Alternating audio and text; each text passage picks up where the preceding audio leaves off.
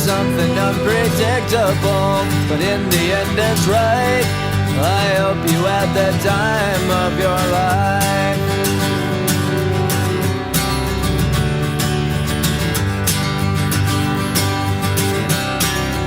This is the first World Cup I've ever been to as a supporter or a player. You know, probably the only time I got a chance of maybe going to the World Cup was '98. You know, I had a fantastic season at Arsenal. We won the double.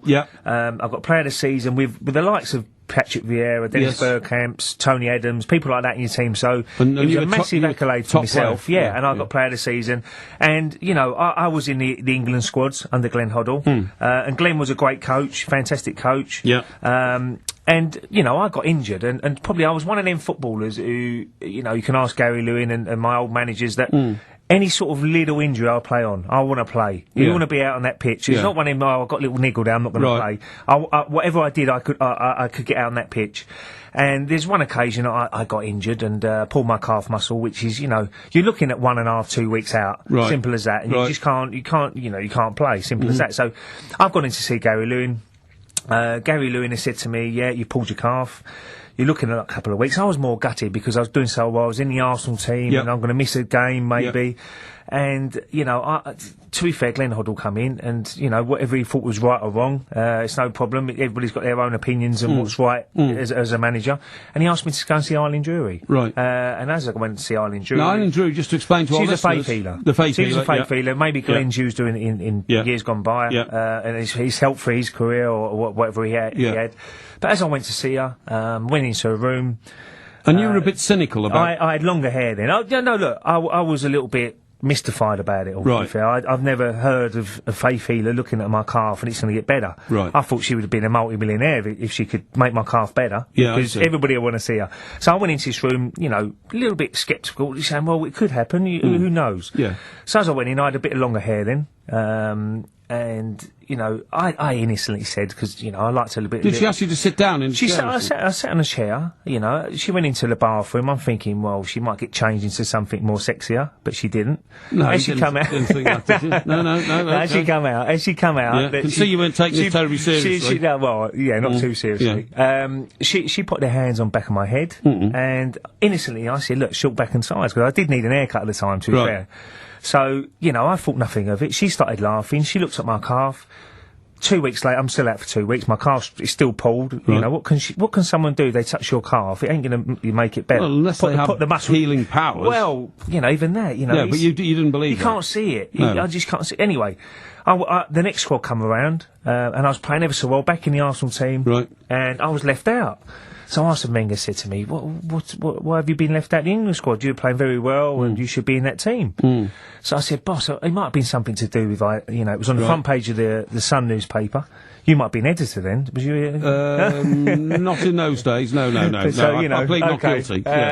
So, you know, it was one of them, you know, I think, and Arsene Wenger said to me, he said, no, it can't be that. So I said, okay, boss, maybe he's looking at other players, no problem.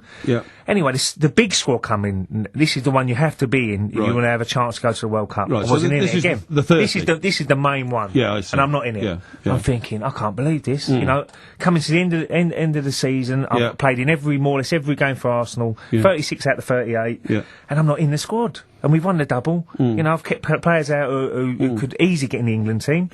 And I was really mystified. And I went to see Arsene Wenger, and Arsene Wenger went, I can't believe this.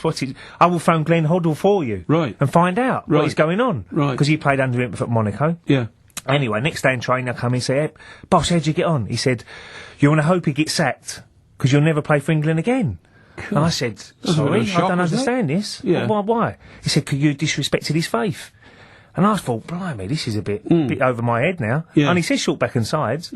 And that, you know... and you're saying Eileen Drury laughed when you said that? Yeah, she's laughing. She told her husband. The husband's told the players. They're all laughing. And it's a joke, really. You know, but I think at the time the press really wanted to get a story. And, you know, it was one of them situations. I couldn't believe it. I was like, wow, I'm not in the squad. He says, you're not going to be in the squad. And I'm thinking, well, it's probably one of the worst summers I had. You know, just won a double, should be in a happy mood. And delighted with the performances. And I can see the England team going away. And you're not with them? I'm not with them. And I'm thinking, this can't get much worse for me. So and what happens that summer? I'll get married instead. You got married instead? And that cost me another load of money. Yeah, now that's several million quid, you know, isn't it? that was my only real chance I could have gone into the England World Cup team. Yeah. And it was, you know, I look back at it, you can't have regrets in football. No. You know, but probably, if I did have a regret, it would be, I wish I had shorter hair. Yeah, well, obviously, if you'd gone to that World Cup team, would you not have got married? Or do you know, don't you know? Maybe not, no. No. Okay, anyway, look, that's a fascinating story, that. I'd never heard that from the horse's mouth before. Yeah, She got no, back it was, inside to Alan yeah. Drew. She laughed, the players laughed, her husband laughed, but Glenn Hoddle didn't laugh. And that But I cost missed you, the plane.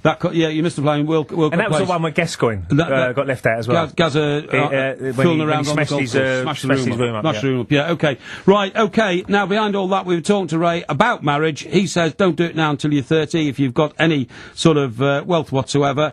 And divorce can ruin you. It's not ruined you, Ray, because you're as bubbly and as effervescent. Yeah, well, you and can't as... worry, yeah.